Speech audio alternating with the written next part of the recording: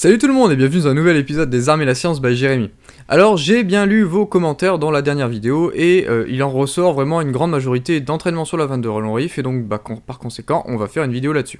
Alors déjà sachez qu'à l'heure actuelle je ne m'étais pas forcément mis de protocole à 100% sur l'entraînement à la vanne de Roland Riff, c'était plutôt des basiques, c'est-à-dire c'était vraiment s'entraîner à faire des lâchers corrects, s'entraîner à avoir une certaine lecture du vent très légère.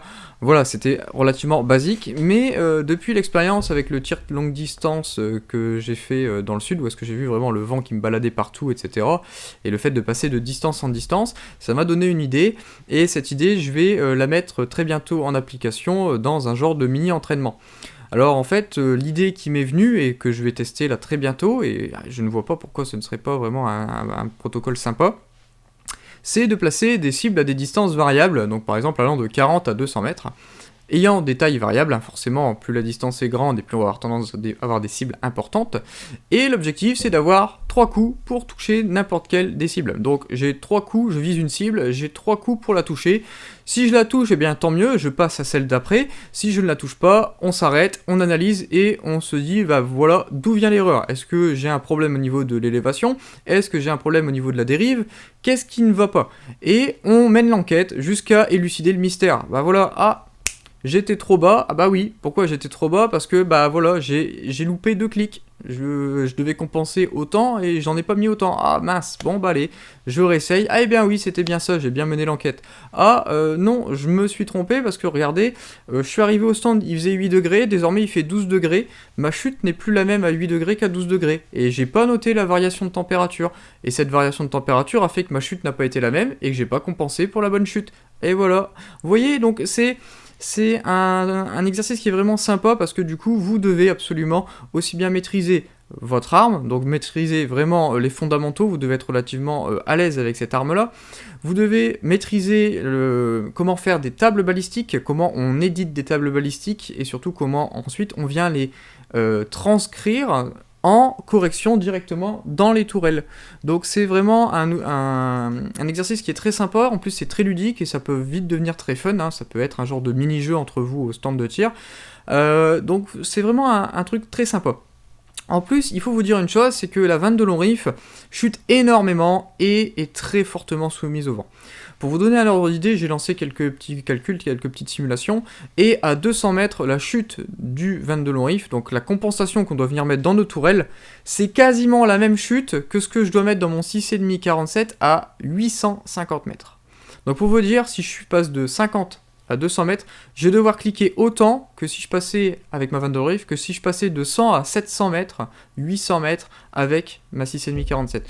Donc c'est pour ça, c'est vraiment très sympa, parce que du coup vous êtes capable de vous entraîner à avoir les fondamentaux sur le tir longue distance, mais à des distances beaucoup plus courtes, parce que c'est une mise à l'échelle sur des distances qui sont beaucoup plus communes en France.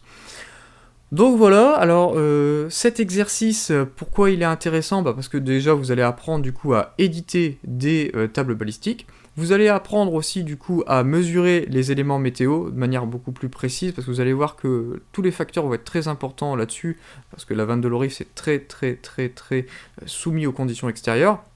Vous allez aussi apprendre du coup bien à utiliser votre lunette vraiment de manière efficace, que ce soit du coup bien très rapidement mettre une compensation, donc tourner dans le bon sens, que ça devienne des réflexes, pas qu'on se mette sur le côté de la lunette et qu'on fait je dois tourner dans quel sens, ça doit vous apprendre un petit peu à être beaucoup plus à l'aise avec ça, et surtout ça va vous permettre de cramer pas mal de cartouches pour vous entraîner de manière efficace, sans forcément que ça vous coûte un bras.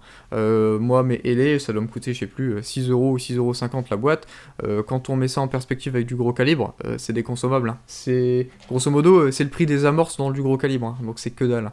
On peut en cramer 100 dans une séance, rien à foutre, le portefeuille il voit pas la différence.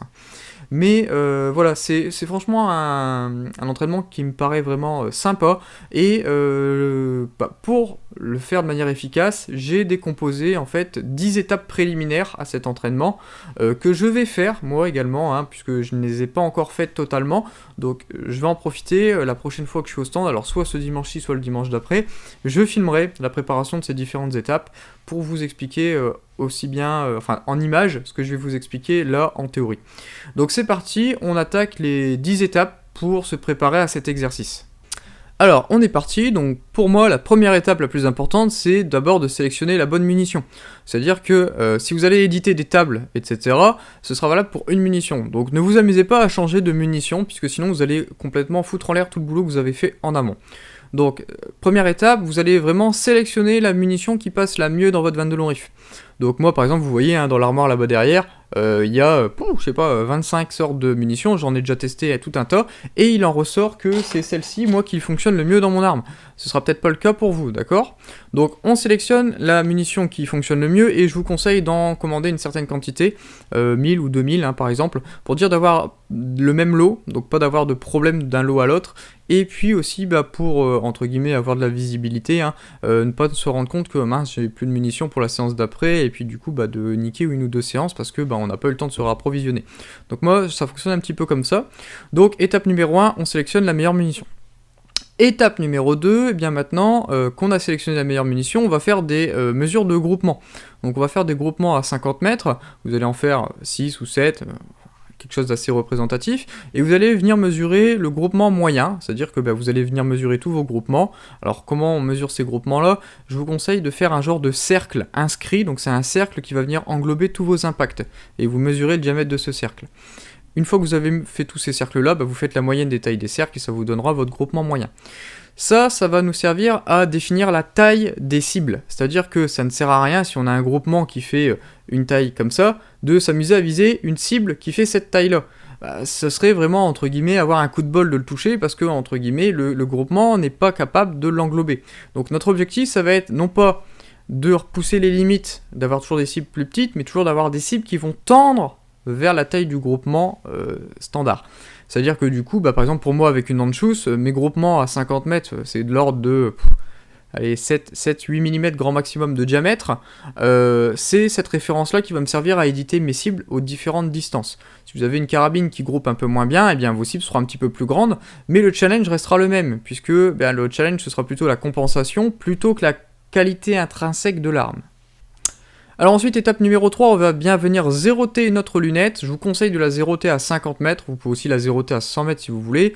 Moi j'aurais tendance à le faire à 50 mètres pour de la vanne de long riff.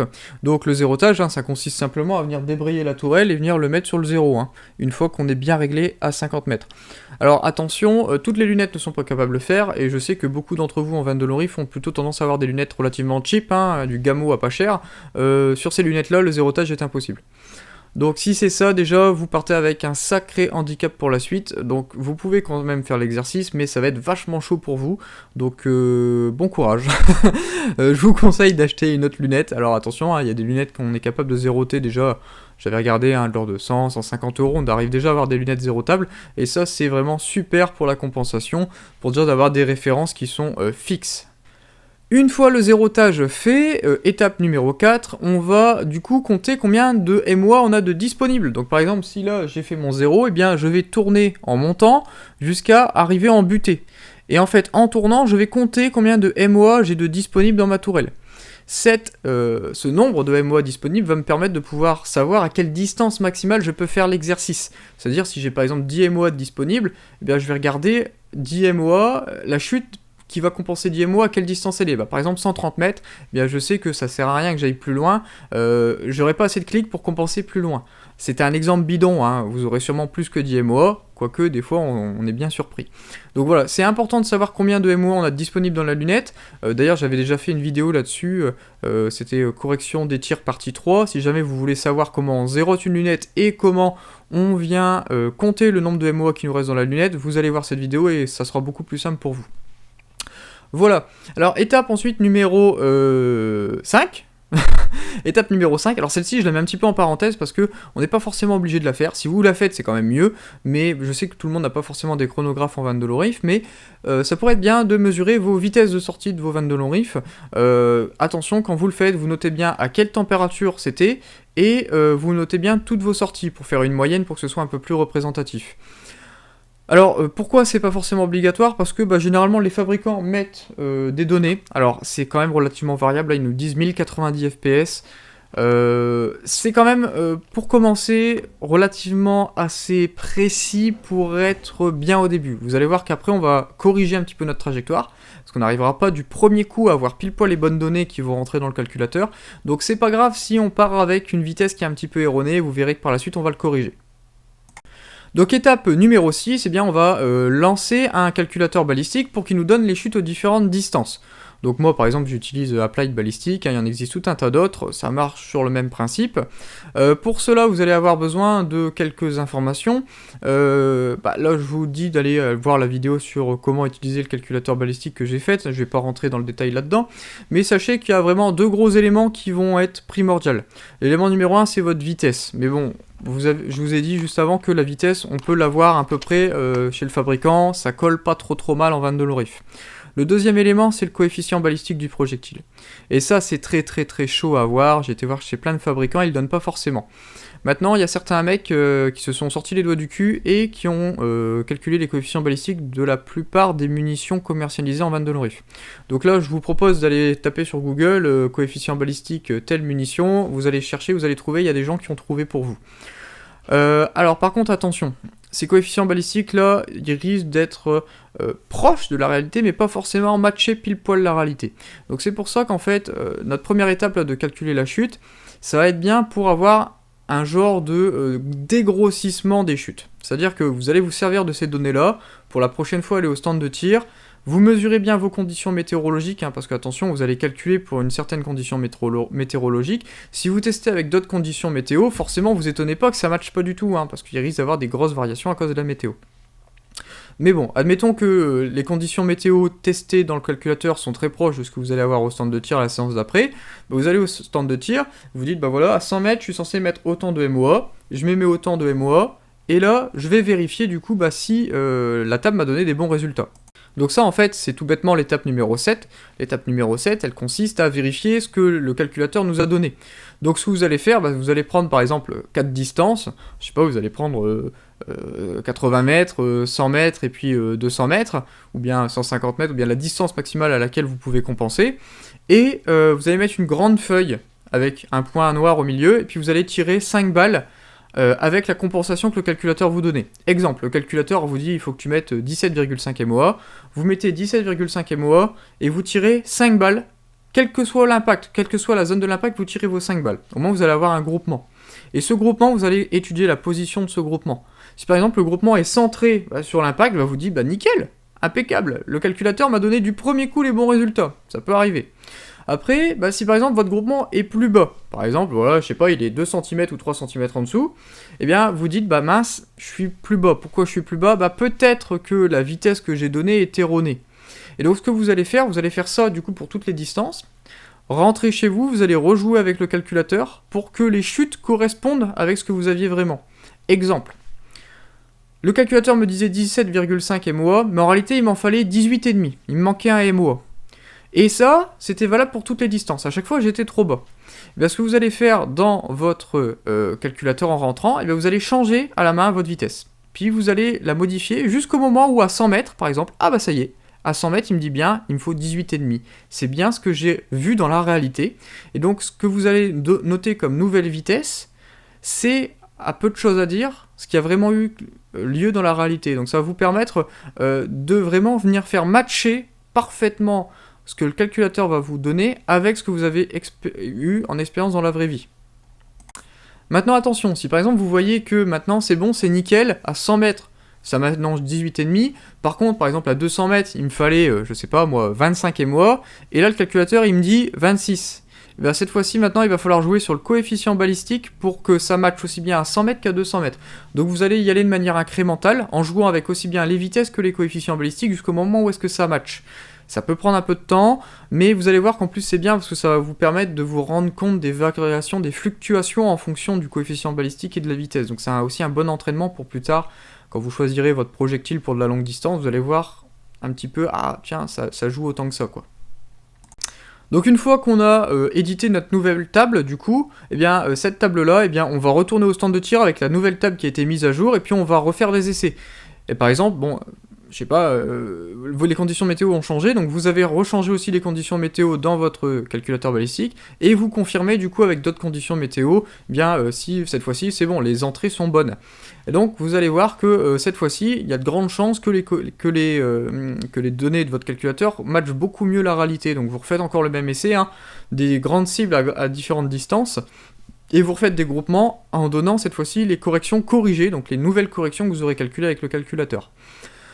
Donc, normalement, il n'y a pas de raison, ça devrait marcher. Alors, si jamais vous voyez qu'il y a encore des petites différences, et ben vous retournez à la maison et vous rejouez jusqu'au moment où est-ce que vous allez réussir à parfaitement matcher avec la réalité. Donc maintenant que vous avez aussi bien une munition qui marche bien, une tourelle 0T, que vous connaissez les compensations aux différentes distances, quelles que soient les conditions météo, parce que vous avez fait vos tables balistiques de manière correcte, bien maintenant c'est le temps de définir ses objectifs. Moi, je définis toujours mes objectifs par rapport à la taille du groupement, donc ce qu'on avait fait directement dans les premières étapes. Donc par exemple, si j'ai un groupement de 10 mm à 50 mètres, en fait j'ai tendance à partir de ce groupement-là et de le multiplier par 1,5. Donc ça veut dire, je vais avoir une cible à 50 mètres de l'ordre de 15 mm, et cette cible-là de 15 mm, je vais la placer n'importe où entre 50 et 75 mètres, pour faire varier un petit peu la difficulté. Et ensuite, je fais de la proportionnalité. Donc par exemple, je suis 2 fois plus loin, la cible sera 2 fois plus grande. Donc par exemple, elle va passer de 15 à 30 mm, etc.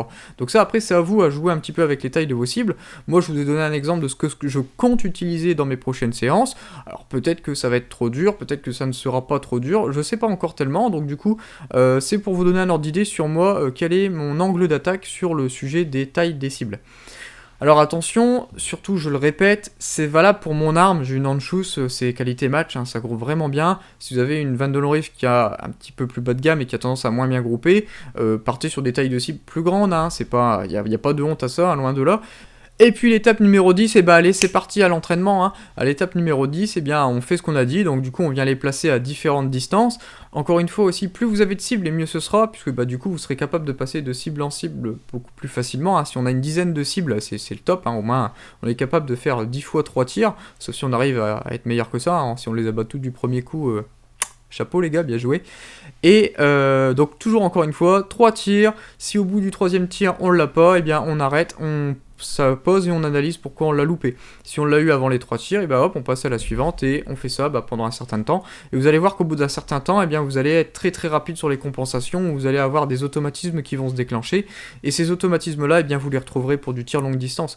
Donc ces automatismes-là sont des très très bons automatismes.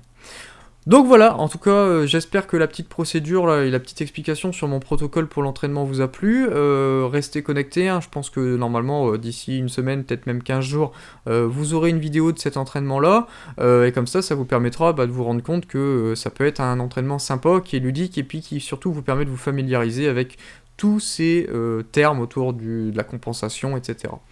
Donc voilà, j'espère que ça vous a plu, et surtout, à bientôt dans une prochaine vidéo. Ciao!